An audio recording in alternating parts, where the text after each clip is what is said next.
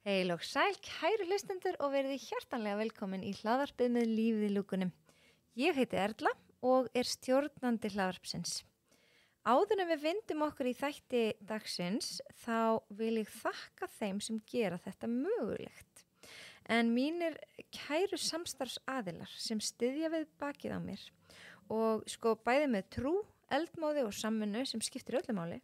Af því að án þeirra þá væri þetta verkefni ekki það sama. Þannig að mér langar bara að þakka þeim fyrir að standa með mér í þeirri vegferð að dreifa heilsu, innblæstri og fróðleik til ykkar hlustenda. En samstarfsaðilar mínir eru Spíran, Heilsuhillan, Virkja og Geosilika. En mér langar að byrja því að nefna Spíruna sem að ég svo heppin að vera í samstarfi við og það nú á matseðli sumarsalat heilsuerlu sem að enginn má missa af. Síðan það Heilsuhillan sem að í eigu Artasan og Astaxanthin heilsuvara maímánaðar og ég mæli heilsugar með að taka Astaxanthin núna sérstaklega þegar sólin farin að skína. Hún svona ég ekki að grínast með munin. Ég tók Astaxanthin, byrjaði að taka fyrir nokkrum árum. Maður fær bara miklu fallegri lit á húðina og brennur síður, en ekki samt gleyma sólarvörninni. Síðan það Virkja og Virkja markþjálfunarskóli þar sem að ég á svo ótrúlega, ég á þeim svo mikið að þakka og ég að segja ykkur að hlaðvarpið orðið ennþá betra af því að ég lærði markþjálfunarnám þar og bara, finnst mér duglegur að hlusta á innsæið mitt og spyr betri spurninga. Ég get svo svarað það. Ég vona að þú sért sammála. Og síðan, en ekki síst, það Geosilika sem nýjasti samstarfsaðili hlaðvarpsins og ég hvet ykkur til þess að kíkja á geosilika.is og þið getið nefnilega fengið 15% afslátt af öllum vörunum þeirra með kóðanum heilsuerla með stóru hái. Þannig að kíkið þið endilega á geosilika.is, spiran.is, heilsuhillan á Instagram og virkja.is. Og þau eru líka öll á Instagram sem ég hveti ykkur til þess að kíkja á. En þá ætlum við bara að vinda okkur í þátt vikunar, eða þætti vikunar. Þeir eru 3 styttri heilsumólar, aðeins öðruvísi fyrirkomulag. Gjörið svo vel!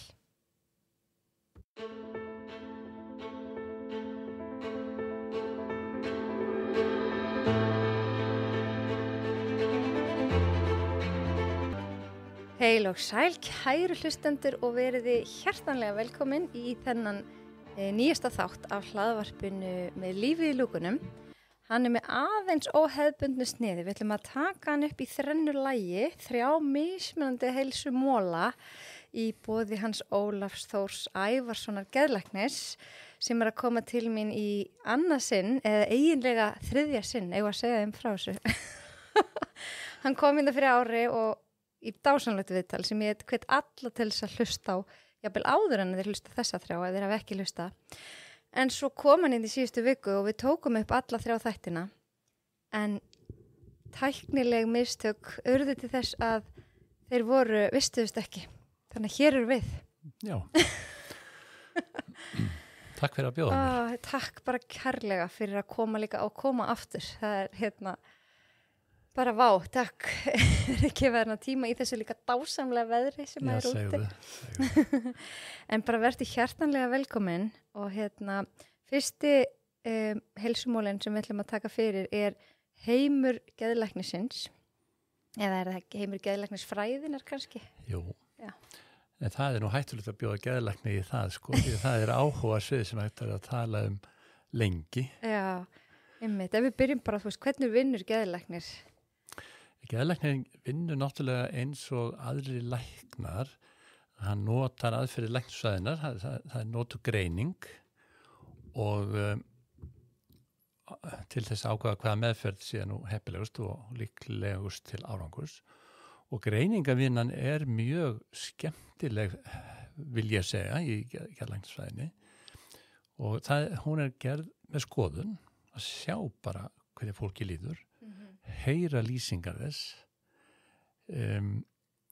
fá að vita sögu fólksins og og þá myndast svona einhver skonar upplýsingagrunnur sem að maður getur notað til að leggja greininguna og svo er þetta bæta í til þess að diffika greininguna með því að gera svo kallar einkennamælingar þar sem að svara spurningalistum hvernig manni líður, mat á kvíða og depurð og athyglisbrest og slíku og svo er innbakaði læknisfræðina þetta að gera það sem við kallum mismunagreiningu að vera nú alveg vissum að það sé ekkert annað að framtaksleysi sé út af þunglindin ekki skjálkir til sjúkdóm og margir eru hrættir við æxli heila og svona og þá bætum við stundum við rannsóknum til að styrkja greininguna eins og gert er bara í læknisfræðinni almennt, blóðprufum, jafnvel myndatökum þó að það sé ekkert mjög mikið svoleiðis.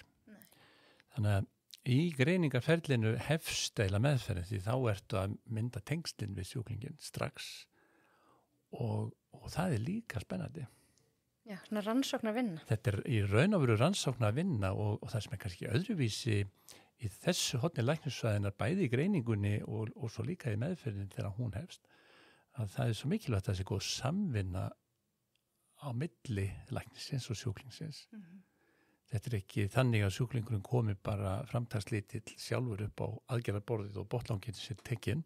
Hann þarf að taka þátt í meðferðinu og þess vegna er svolítið krefjandi í meðferð geðlæknisins að myndist gott samband og það er verulega spennandi verkefni. Já. Er þetta langt viðbótar nám við grunnnámið í læknisfræði? Ja, þetta er nú svona með lengri sérnámsgreinunum.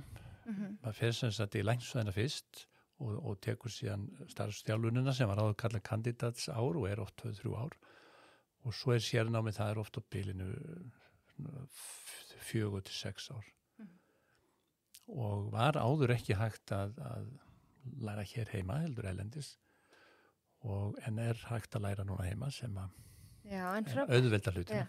Eru margir menntaðir í þessu eða?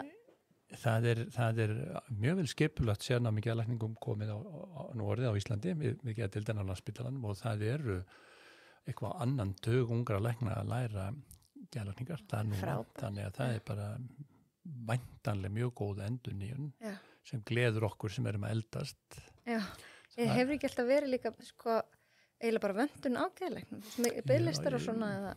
Jú, það eru biðlistar núna og það er svona kannski annar handleggur, það er meira skipulagsmál, við erum með marga og velmenntaða geðlækna, ekkert ósvipað eins og bara á Norðurlöndunum, en aðgengið á okkur er ekki kannski nægilega gott meðal annars vegna þess að við höfum ekki haft mikil tækifæri til að vinna í teymum, þá nýtist vinna geðlæknisins betur en ef maður er einn, en þetta hefur verið að breytast á síðustu árum og er að verða betra og meiri vinna í teymum heldur maður áður. Já.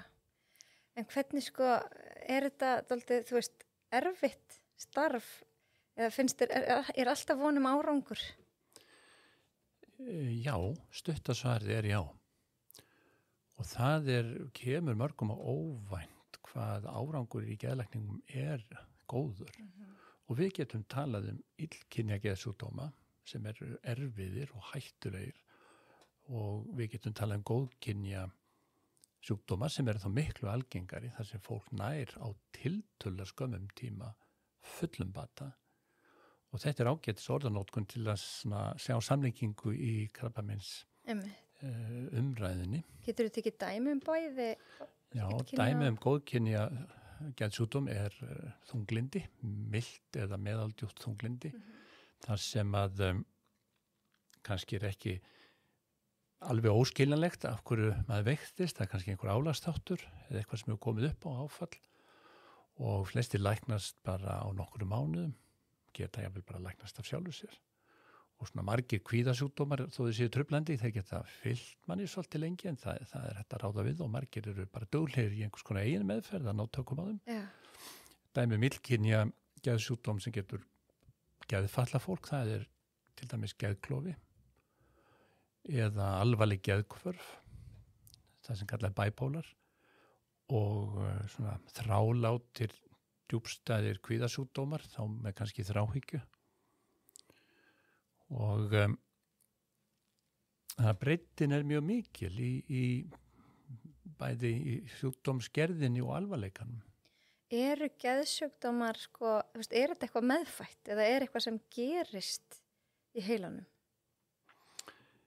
Stundum gerist eitthvað í heilanum sem truflar starfsemi hans. Ja.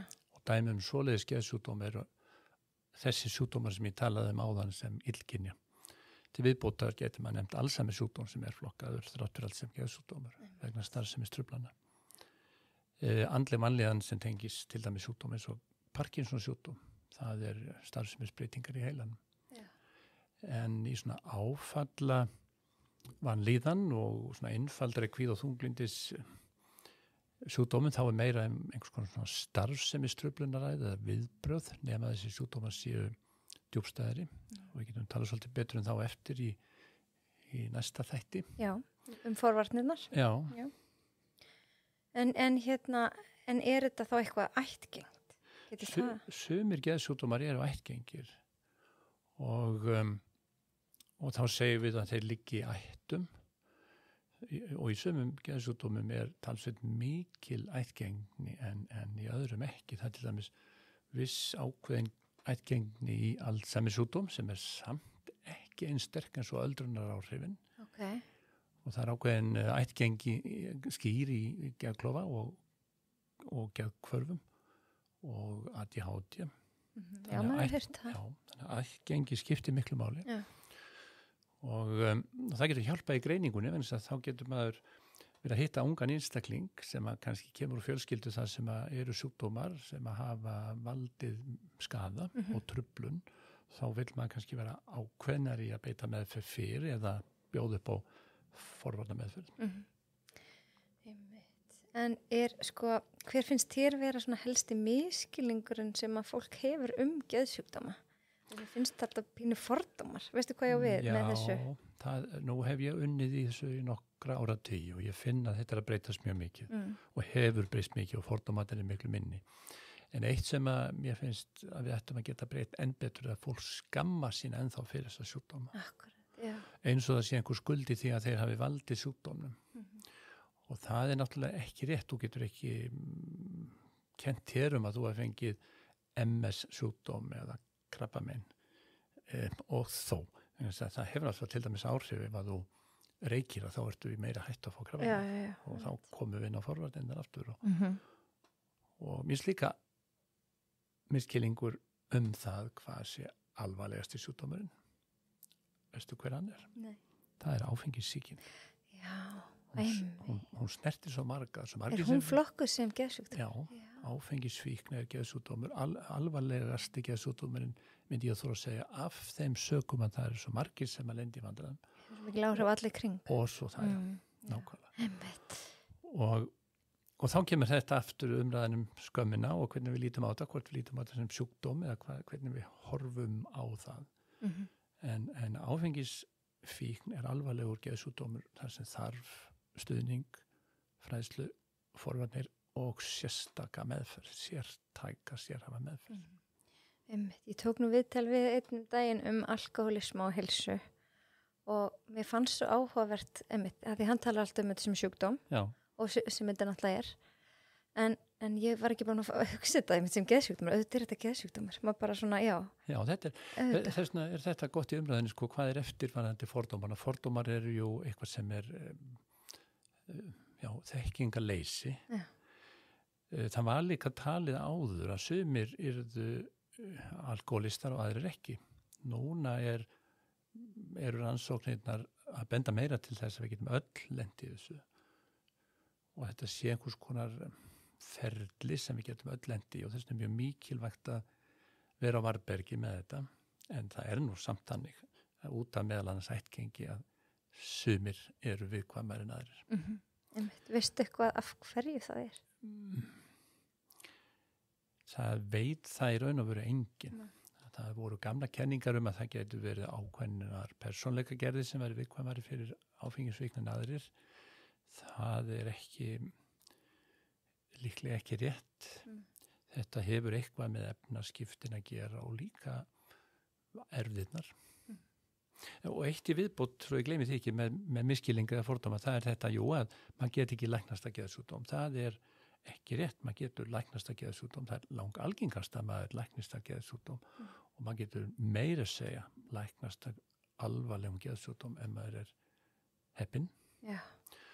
Gamla myndin af krabbameininu var að enginn geti læknast að krabbameini.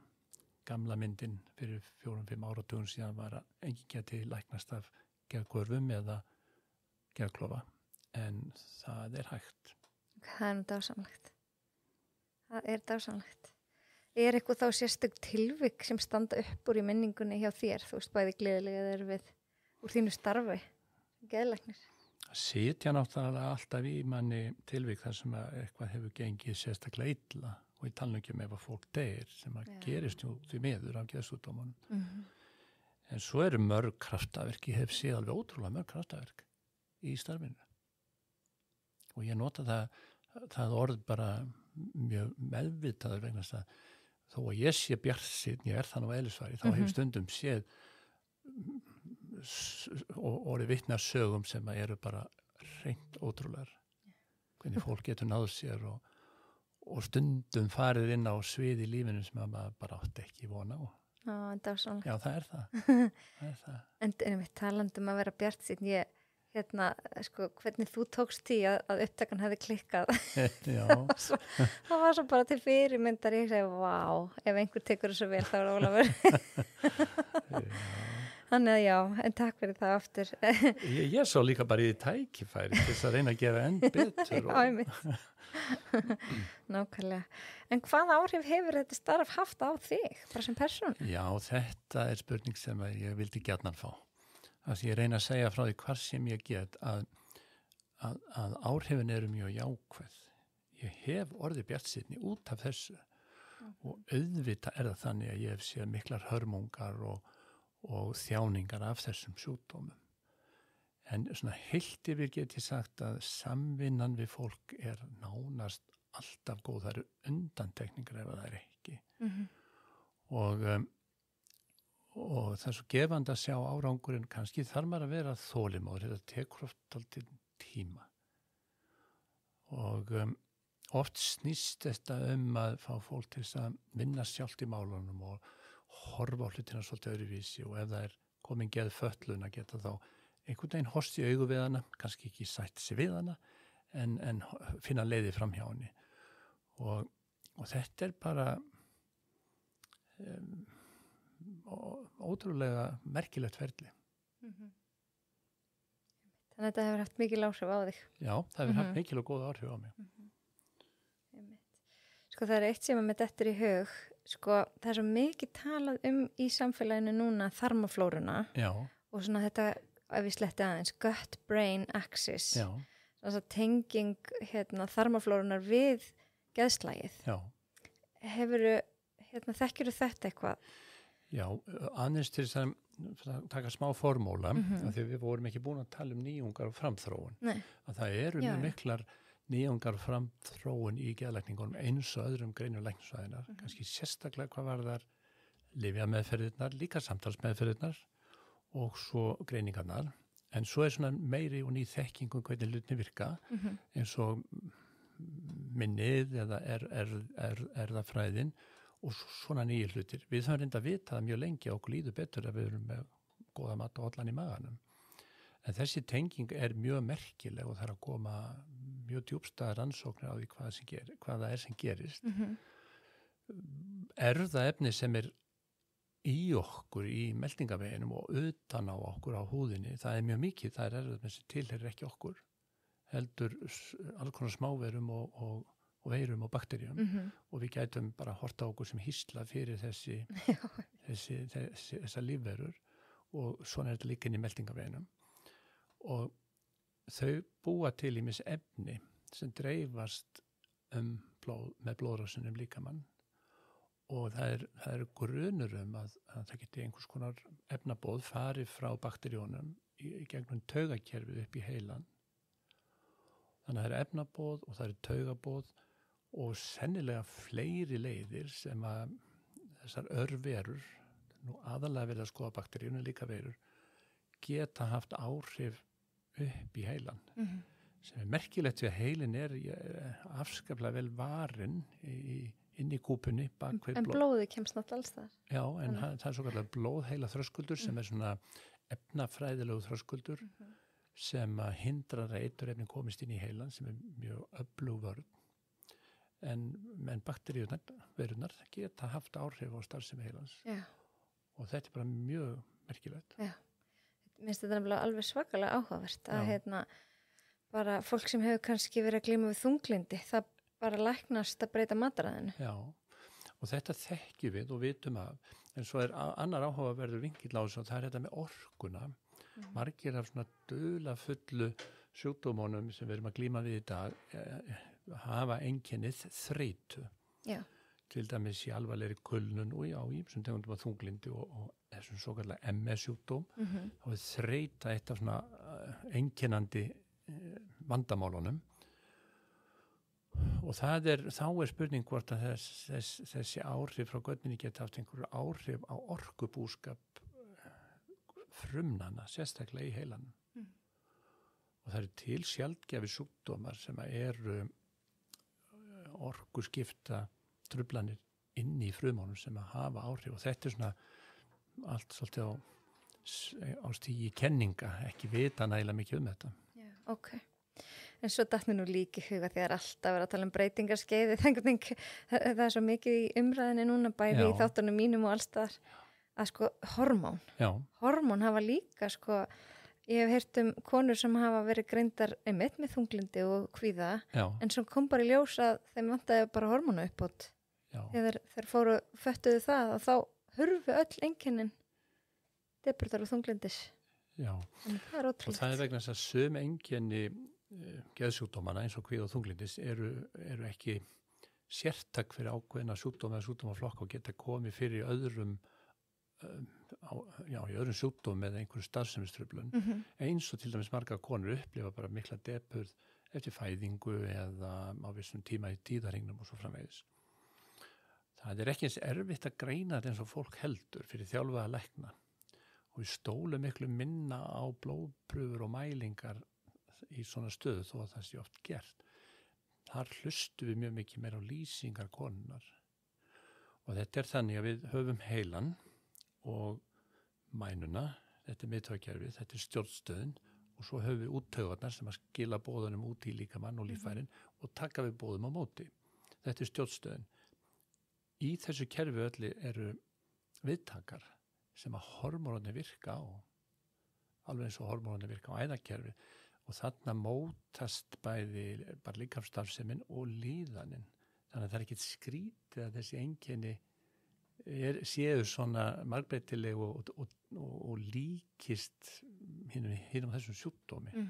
Og þetta er raun og þessum læknisfræðin gengur út á að greina þarna á milli. Já, þannig að heimur geðlæknisins er svolítið flókin.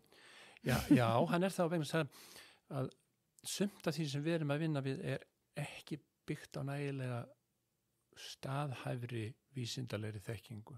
Við vitum mjög mikið um starfsemisbreytingar í heilanum en við vitum of lítið orsakir flestra geðsjúkdómana og þetta er hamlandi fyrir okkur. Þess vegna þeir sem eru í geðlækningum að þola vissa óvissu svipað eins og heimilislækninni sem er að skoða mjög breytt svið sjúkdóma. Hann þarf að þola óvissu, hann getur ekki tekið alla rannsóknir af öllum, hann þarf að taka þetta í skrefum. Þannig að þeir sem allir læknar eru nú með svona snert af þráhyggju náttúrulega og ofur nákvæmir en fyrir þá sem eru með mestu nákvæmnisþörfina þá enda þeir nú ekki geðlækningum, þeir lenda í auglækningum eða einhverjum svona nákvæmislæknis. Við þurfum að þola vissa óvissu og þannig er það og maður þarf að meðvita það. Ok, er hérna kannski bara, já ég held að ég er búin að fara yfir svona helsta tengt starfinu þín. Er ég að gleyma að spyrja um eitthvað sérstakt sem að Nei, ég held að það er að tala svo mikið um þetta en það er